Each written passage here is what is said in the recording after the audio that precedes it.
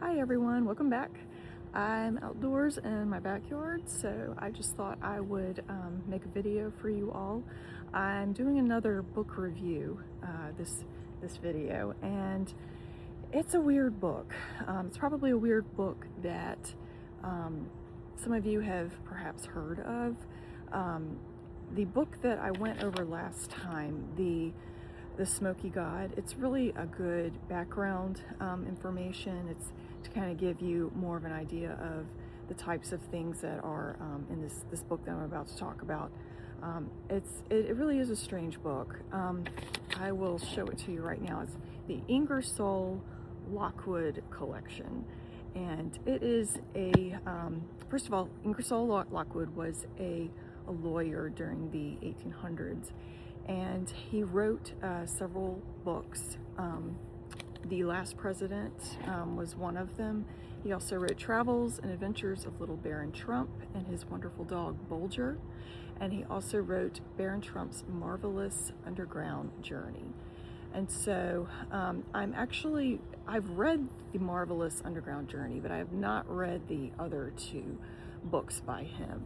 But supposedly he was a lawyer in the 1800s, and he wrote these fiction books. Like I said in a previous videos, there was a lot of re-education going on in the 1800s, and it seems like a lot of these interesting novels, books were written during that time.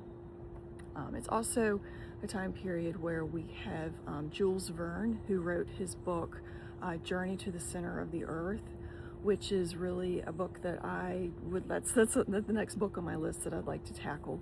He wrote that book, and then we're all familiar with Lewis Carroll's Alice in Wonderland.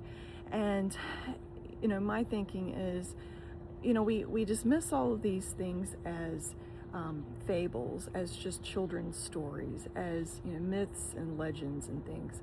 And it's kind of like, well, why, were they trying to, it's the truth hidden in plain sight, basically, is what I'm trying to say. All of these things pointing to the same thing, and that thing is this hollow earth theory of there being pretty much other civilizations, another, something being inside of the earth, and them telling us this stuff, and in plain sight, but we just, everyone dismisses all of this stuff as being just stories. I don't want to give away this entire book because it's really, if you're looking for a great fantasy novel, a novel that you just want to get lost in, it is that. It really does give you that nice sense of fantasy, but it's there are just so many things here that just kind of, having read The Smoky God before, it just reminds me of that book, as you're going through the Marvelous Underground Journey book. It really does have a lot of similarities. For instance, there's an entry point that lies in the Ural Mountains near Siberia. So the main character, he goes down beneath the earth, and he goes, I think it says 500 miles in length underneath the Ural Mountains. And the Ural Mountains are a mountain range in Russia, northern Russia, kind of where that Russia-Siberia border is. And so that kind of reminds me of the Smoky God, where you've got the North and the South Pole, and you've got those entry points that lie around those one extreme, one end of the earth and one other end. It's it reminds me of that. There's also mention of a giant's bottomless well. So it does talk about giants in this book. There's ceilings and domes, arched roofs that had it says they were constructed of a metal of a greater hardness than what we know here. And it never actually, as far as I know, it never actually mentioned what that was made out of, but it said that it was harder than any metal that we're familiar with, and that the electricity ran through these, and when it ran through these circuits or whatever, it produced a glow, and a dazzling white light. So this white light just completely filled this the subterranean world. There were slabs of mica that reflected light. I mean, can you only imagine the iridescence that was that you could see in this world? Also, the white marble caverns and the sunshine acted like a prism. So the sunshine in this upper, where we are here, the surface of the earth, it acted as a prism to the ice structures in that world, and it produced an array of iridescent colors, much like a rainbow. And so, I mean, the characters, he runs across the land of the transparent folk, there's names in here because it's supposed to be a fictional book, but I don't know at the end of the day. Minakaminkis, I think is the name of it, Colticorps. It also says the beasts of the field were overtaken and they perished. And that Greenland, it actually talks about the continent of Greenland in this book, and it says that Greenland used to have a warmer climate until all of these, these ice structures pretty much did away with that, and so it's, now it's an Arctic region. But it makes me think of how I think they said that the last mammoths lived 4,000 years ago. I mean, I don't know, 4,000 years ago. But anyway, it's like they're finding tusks from mammoths and all of these prehistoric type of animals in this area, in the Arctic region. And so it just really makes you think how much of this is make-believe or fiction, and how much of it really was based on things that they knew. It's just knowledge that we don't have anymore. And so it changes your mind about, the movie. I think of, when I was reading this book, I kept thinking of the movie Frozen, and how if you've got a daughter, you've watched Frozen, of course, at some point, but the town of the kingdom of Arendelle, it was this beautiful spring-like kingdom before everything turned to ice. And that's exactly how, especially one of these lands or one of these, kingdoms, it's how they're described in the book. It's like everything was frozen in time, kind of, and they lost access to the upper world, to the natural sunshine. And so, it was like this hidden world that was waiting for this, like a spell to be broken or something. It's really interesting. And so, like I said, Jules Verne, he wrote The Journey to the Center of the World, and Lewis Carroll, is known for Alice in Wonderland. And so it would be really interesting. I would like to actually reread Jules Verne's Journey to the Center of the World, and just to see, what are some of the things that stick out in that book, because, I don't know, it's just really interesting looking at these. Linda Moulton Howe, I'll put her info in the description, but she is a UFO researcher, and she's not a Christian, so I would be very discerning with the things that you read about regarding her and her stuff. But she does do she's done a lot of research on Antarctica, and she supplies a lot of very good just investigation and research on what they've been doing in Antarctica, as far as the subterranean world goes, and she's really just cutting edge as far as that type of stuff goes. Again, she's not a Christian, so it's, you just have to be discerning with everything. Like I've said before, you don't want to throw everything away. They say they're not a Christian. You don't want to completely do away with what they're saying, but you do want to be discerning and just kind of, just look at things through a critical eye, because truth really is stranger than fiction. If you have not figured that out yet, I mean, I don't know what else to tell you. It's the more you find out about who we really are and where, it's just, I don't know, it's just hard to describe, but it's like you just, you're just on this quest to just to find answers and to just you know, make more sense of what you're finding. So the whole reason, the reason it's so interesting, I guess, with this book is I did not pick up this book originally because I was looking for hollow earth evidence. You know, I did read The Smoky God, and it's not that I was looking for this type of information. I actually was looking at Ingersoll Lockwood just because of all the Trump rumors that have been going around, you know, suggesting that he's possibly a time traveler, and you know, all of these crazy out there things, that he time traveled. You know, it's kind of like a back to the future type of scenario where you know, how on earth would Ingersoll Lockwood have known that some, you know, guy out of nowhere who does not have a political background, that he would have gotten elected and everything. So I did do some research on that, and I mean, the library catalogs and the physical printings and the digital archives, I mean, they actually do seem to prove that this was actually written in the 19th century, in the 1800s, that, you know, this is not a modern creation. This is not, you know, it's nothing like that. I think what's really going on is that, you know, Trump has been selected, and he was selected from a long time ago.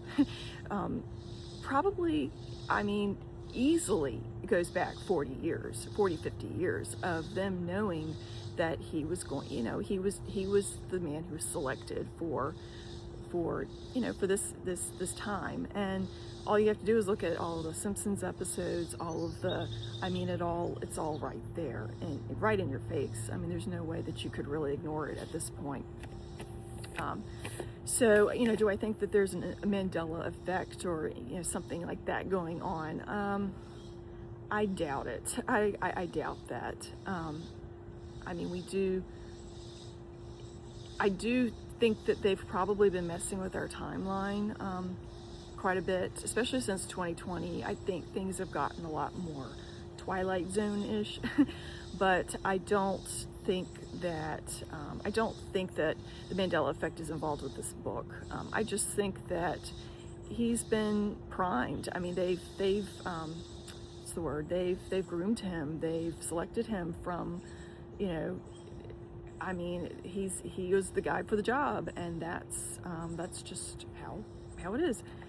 So another thing I want to mention also is you actually see the Victorian writing style in this book, and the Victorian writing style is different from the more modern, you know, authors and their writing. So not only do we have that, but we also have cultural references that would not fit into 2026 or, you know, the 2020s. It just would not, it does not seem to be. I mean, I don't want to say it's impossible, but a lot of work would have had to go into, you know, using the language of the time on top of, you know, that just does not seem to be what's going on. So, and again, I'm open to whatever, because I'm, like I've said before, I'm at that point where it's like, you know, you go down this journey where you think things are a certain way, and then it's like you discover something new and you're like, no, I was probably really off with that. So I think all of us need to be like that. We all need to be humble enough to where we can admit, okay, I was totally wrong about this, and I'm willing and I'm open to consider something that's different. So the last thing I want to talk about, and it's more, I guess, some of this is just personal types of things, because for years, the area that I live in, since 2016, I'm going to be honest with you, there are times where I've heard these mysterious booms that they've talked about for a long time, and it sounds like this, like a deep bass type of sound, kind of a, just this, like someone has their stereo on way too, you know, it's really loud, but it's not that. And it reverberates, and it does not go away very easily. And you'll go long periods of time without hearing it, and then all of a sudden you'll hear it. Like there will be some days where it's just, I mean, it was off and on. I remember at one point where you would go, you would have a day where it was just on and off, like on the hour, it was just nonstop. And, you know, now I'm at a point where I don't hear that sound anymore.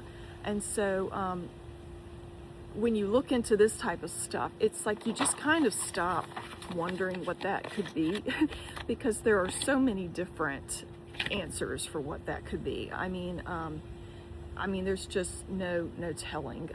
Where I live, there's actually a thing called the Seneca Guns, and the Seneca Guns is basically it's I guess the continental shelf, because I live on the East Coast, and you have areas that are actually prone to more seismic activity than what they've pretty much told us. So I've actually heard that there's also, we're kind of due for some big earthquake or big event.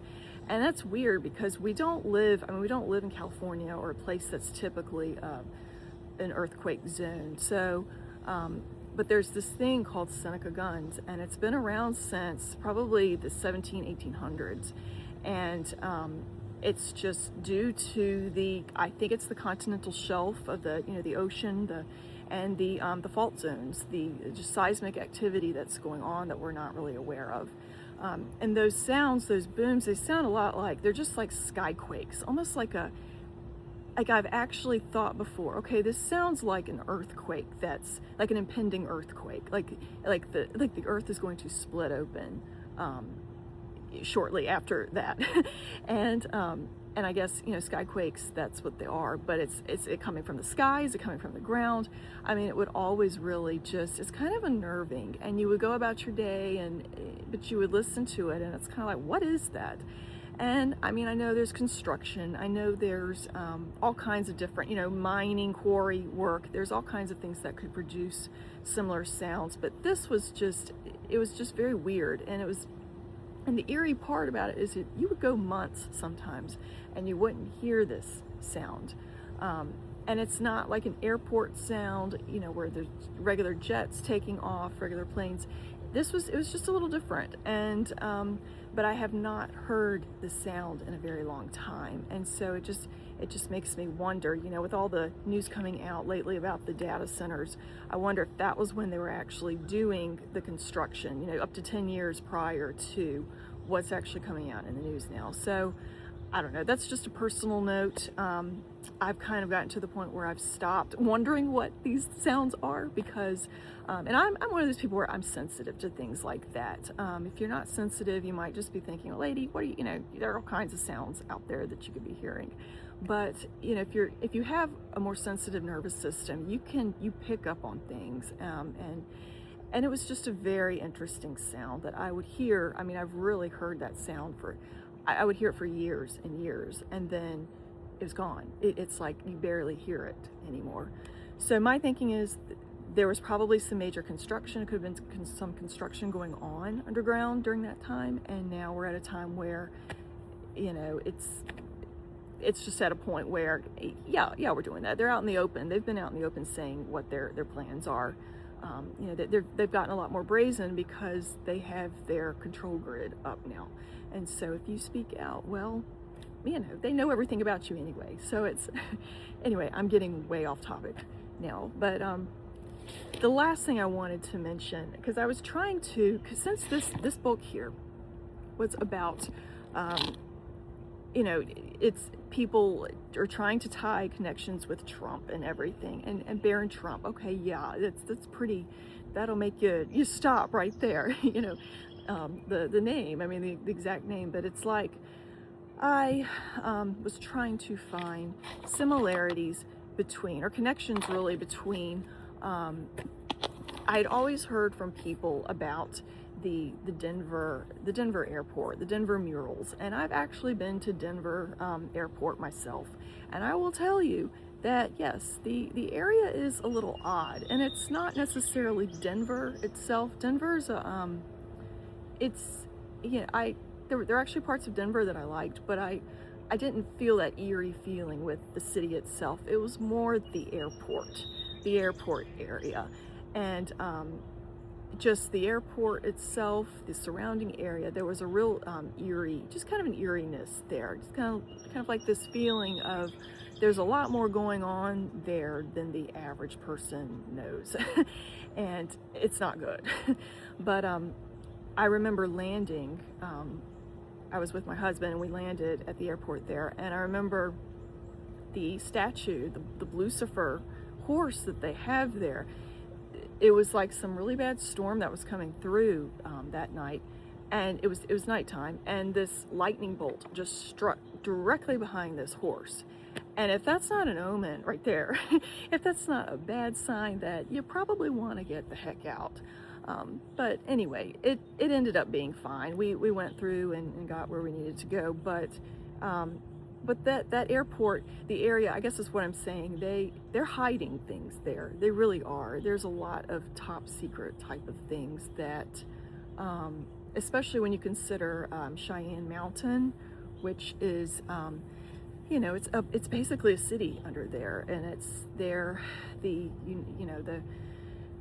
it's their continuity of COG plans of, you know, in a nuclear disaster, or, you know, any type of disaster. It's a city that can withstand a blast or any type of, you know, cataclysmic type of event. And it lies 2,000 feet below. I think it's below granite. I think they have granite above it. I think that's what it is. Yeah, solid granite, 2,000 feet below.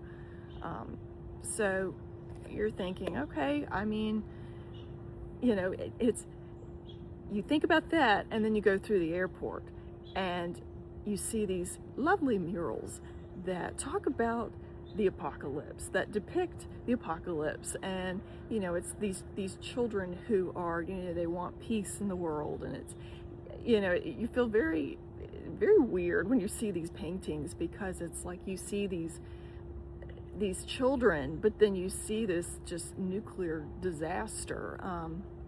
You see this military person wearing a gas mask, and then you've got Cheyenne Mountain right next door. And you know, then there's talk about the tunnels underneath, and then we've got gargoyles. You know, I mean, that's exactly what I want to see before I get into a plane and ascend 35,000, 40,000 feet into the air, right? Am I right? You know, like, so, I mean, seriously, this place really is a little on the eerie side, but, you know, these theories are fun to look at and everything, but I think, you know, at the end of the day, we just have to, you know, you know, the Lord knows it all. He can see it all, and he sees the beginning from the end, and he knows exactly what these people, and I don't even say people, these entities, these, you know, these the ones who have chosen darkness, he knows what their plans are for humanity, and he's not going to let them succeed. And he may let them succeed to a certain point, but you know, we really have to just be close to the Lord in these times, and just trust that he has our lives in his hands. You know, he's not, you know, that we can trust him. We may not be able to trust anyone else out there. I mean, you know, those are really some tough lessons to realize, just how few people there are out there that we can trust, but we can trust God. And so I don't want to get off topic. I know I did, but I just wanted to share this book with you. You can get it on Amazon, and I will share that in the description below. So you all take care, and God bless, and I will see you next time.